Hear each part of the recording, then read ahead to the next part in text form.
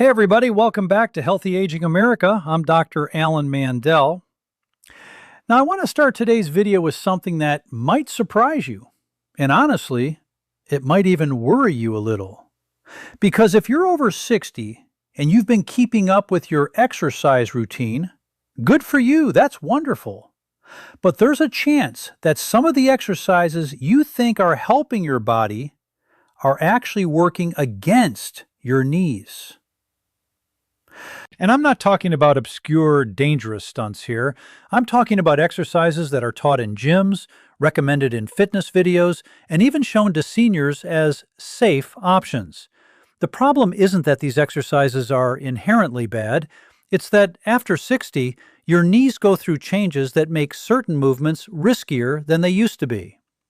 So in today's video, I'm going to walk you through 3 of the most common exercises that I see causing knee problems in patients over 60. For each one, I'll explain exactly why it becomes risky, what to watch out for, and, most importantly, I'll give you a safer alternative that still keeps your legs strong and your body moving. And stick around until the end, because I've got a quick question for you. I want to know which of these exercises you might be doing right now without realizing it. Let's get into it. Why your knees become more vulnerable after 60. Before we talk about the exercises themselves, I want to take a minute to explain why your knees are different now than they were 20 or 30 years ago. This isn't meant to scare you. It's meant to help you understand your own body better. First, there's the cartilage. The cartilage in your knee acts like a cushion between your bones. Over the decades, that cartilage naturally thins out. For some people, this leads to a condition called osteoarthritis, where the bones start to rub more directly against each other. Even if you haven't been diagnosed with arthritis, your cartilage at 65 simply isn't as thick and resilient as it was at 35. Second, and this is something a lot of people don't think about, is muscle loss. There's actually a medical term for this, sarcopenia. It refers to the natural, age-related loss of muscle mass and strength that begins as early as your 40s and accelerates after 60. Your quadriceps, the muscles on the front of your thighs, and your hamstrings on the back are your knee's biggest protectors. When those muscles weaken, more of the load during exercise gets transferred directly onto the joint itself instead of being absorbed by the muscles. Third, your ligaments and tendons lose some of their elasticity over time. They become a bit stiffer, a bit less forgiving. So a movement that used to stretch and rebound smoothly now puts more strain on those tissues. Put those 3 things together: thinner cartilage, weaker supporting muscles, and stiffer connective tissue, and you can see why an exercise that felt totally fine at 35 can start causing pain, swelling, or even injury at 65 or 70. So how do you know if an exercise is starting to cause a problem? Here are a few warning signs to pay attention to. A sharp or stabbing pain during the movement, not just general muscle fatigue. A popping, grinding, or clicking sound in the knee, especially if it's new. Swelling that shows up a few hours after exercising or the next morning. Stiffness that's worse than usual when you wake up. If you've noticed any of these after certain workouts, don't worry. This video is exactly for you. Let's go through the 3 exercises now. The first exercise on our list is the deep squat, sometimes called the ass-to-grass squat, where you lower your hips all the way down, well below knee level, often until your thighs are resting on your calves. Now, squats themselves are not the enemy here. In fact, squatting is a completely natural human movement. We used to squat to garden, to pick things up, to sit on the ground. The issue is specifically with the depth and the load. Here's what happens biomechanically. As you lower into a squat, your kneecap, the patella, glides along a groove in your thigh bone. The deeper you go, the more pressure builds up between the kneecap and the thigh bone. This is sometimes called patellofemoral compression. In a younger knee with thick, healthy cartilage, that compression is well tolerated. But in a knee where the cartilage has thinned, which, as we discussed, is common after 60, that same deep squat can cause a kind of grinding or excessive pressure right at the front of the knee. Add weight to that, like a barbell, dumbbells, or even just your own body weight if you're carrying some extra pounds, and the forces multiply significantly the deeper you go. So how do you know if this is affecting you? The most common sign is a sharp pain right at the front of the knee, especially when you're standing back up from the bottom of the squat, or even when you stand up from a low couch or a deep chair. Now, I want to be really clear here. I am not telling you to stop squatting altogether. Squatting movements are actually really important for maintaining the strength you need to sit down and stand up safely, which is one of the most important functional movements as we age. What I am saying is, after 60, you want to limit how deep you go. The safer alternative, the box or chair squat. Here's what I recommend instead. Find a sturdy chair, a bench, or even a couch with firm cushions. Stand in front of it with your feet shoulder-width apart. Slowly lower yourself down, with control, not dropping, until you lightly touch the seat with your hips. You don't even need to sit all the way down. The goal is to bend your knees to roughly a 90-degree angle, no deeper. Then, push through your heels and stand back up, squeezing your glutes at the top. This gives you almost all of the strength benefits of a squat, working your quads, hamstrings, and glutes without that excessive compression at the front of the knee. And as a bonus, it directly trains the exact movement pattern you use every day, sitting down and standing up from chairs, from your car, from the toilet. If even that feels like too much, you can place a slightly higher object, like a few stacked cushions, so your knees bend less. The key principle is never go deeper than is comfortable, and never further than you can control on the way back up.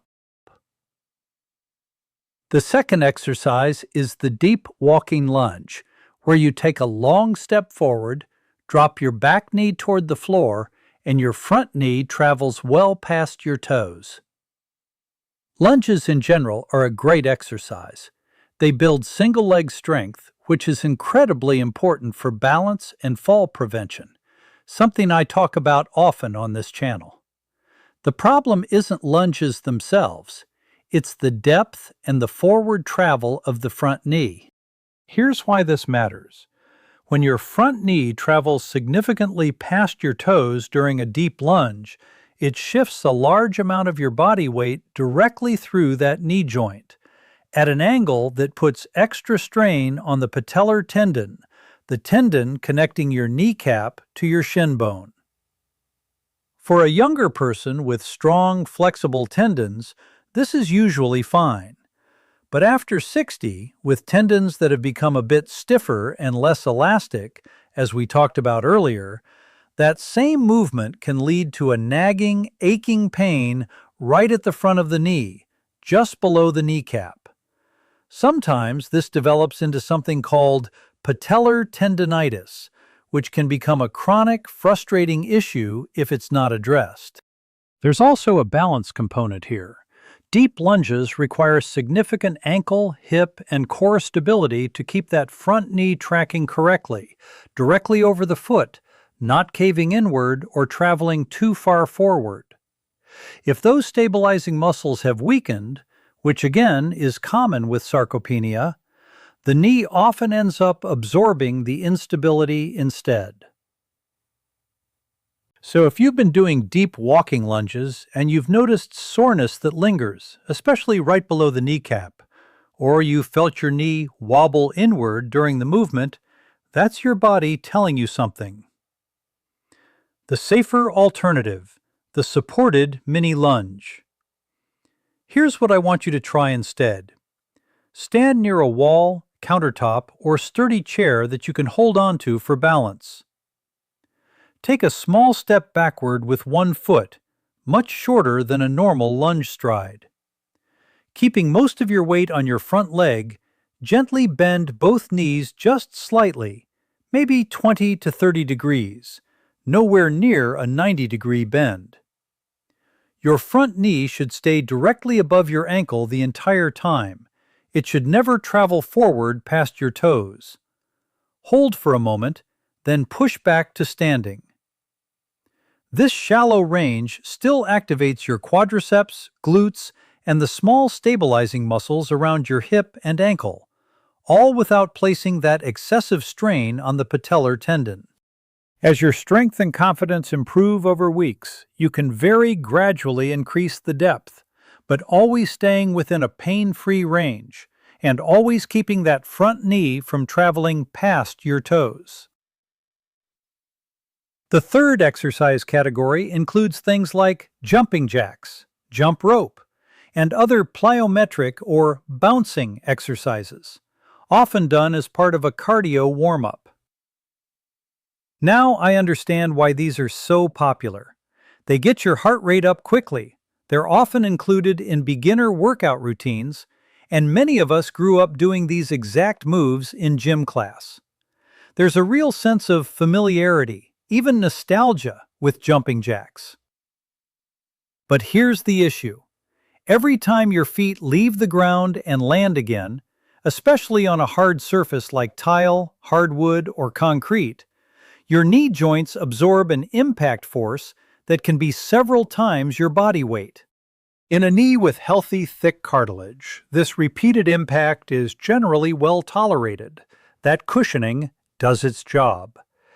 But remember what we discussed earlier. After 60, that cartilage has often thinned. Repeated high-impact landings on thinner cartilage can accelerate wear, and for some people, this contributes to the progression of osteoarthritis or causes flare-ups of existing joint inflammation, something called bursitis, where the small, fluid-filled sacs that cushion your joint become irritated and swollen. There's also a balance and landing mechanics issue. As we age, our reaction time and proprioception, that's your body's sense of where it is in space, naturally slow down a bit. That means landings can become less controlled, with more force transferring directly into the knee rather than being absorbed gradually through the ankle, knee, and hip working together. If you've noticed that your knees feel achy or swollen after a cardio day, or that stairs feel harder the day after a workout that included jumping, that's a sign these high-impact moves may be taking a toll. The safer alternative, low-impact cardio. The good news is you don't need to give up on getting your heart rate up. You just need to change how you do it. Brisk walking is one of the best options available to you. It's weight-bearing, which is great for bone density, but it doesn't involve the jarring impact of jumping. If you want something more vigorous, try adding small hills or a slight incline. Another excellent option is a stationary recumbent bike, which takes pressure off the knees almost entirely while still giving you a strong cardiovascular workout. And if you specifically miss the feeling of a jumping jack style movement, try this. Instead of jumping, simply step out to the side with one foot at a time, raising your arms overhead as you do. Same arm movement, same rhythm, but your feet stay in contact with the ground. This is sometimes called a low-impact jack. These options can give you a similar, sometimes even better, cardiovascular benefit without the repetitive jarring that your knees have to absorb. General rules to protect your knees during any exercise. Before we wrap up, I want to leave you with a few general principles that apply no matter what exercise you're doing. Rule number 1. Stay within a pain-free range of motion. Some mild muscle fatigue is normal. Sharp, joint-level pain is not. If something hurts in the joint itself, that's your body's signal to modify or stop. Rule number 2. Always warm up first. Even 5 minutes of gentle marching in place or seated leg extensions can help increase blood flow to the muscles around your knee, making them more responsive and better able to support the joint. Rule number 3. Pay attention to your footwear and the surface you're exercising on. Supportive shoes with good cushioning can make a meaningful difference in how much shock your knees absorb. Exercising on carpet, grass, or a yoga mat is generally gentler than bare tile or concrete. Rule number 4. Build the muscles that support your knee safely. Isometric exercises, like gently pressing your leg against a wall or holding a slight squat position without moving, can strengthen your quadriceps with very little joint stress. Seated leg extensions, done slowly and with light or no weight, are another excellent option. The overall theme here is control. Controlled depth, controlled speed, controlled landings. Your knees will generally tell you fairly clearly when something is too much, and the key is learning to listen to that feedback early before it becomes a bigger problem.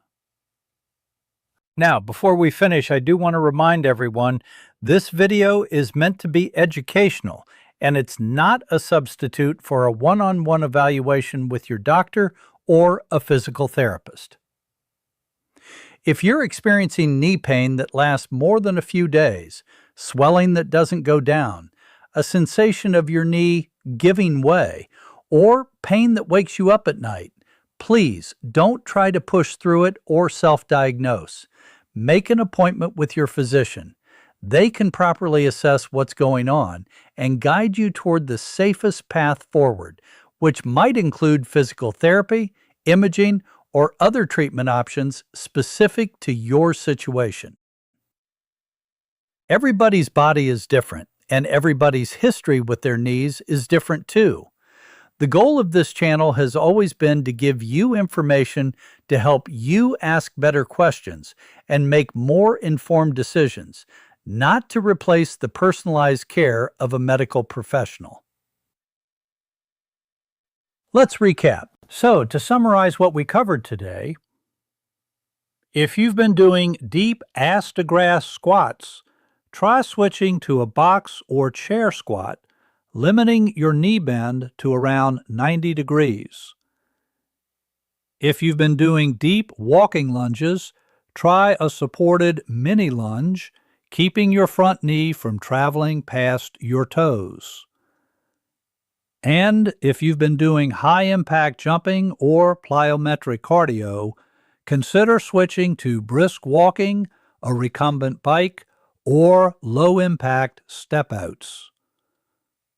None of this means you need to slow down or stop being active. Quite the opposite. These small adjustments are about helping you stay active for years to come by working with your body's natural changes instead of against them.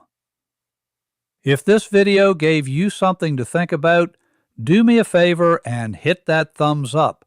It really helps this information reach more people who could use it.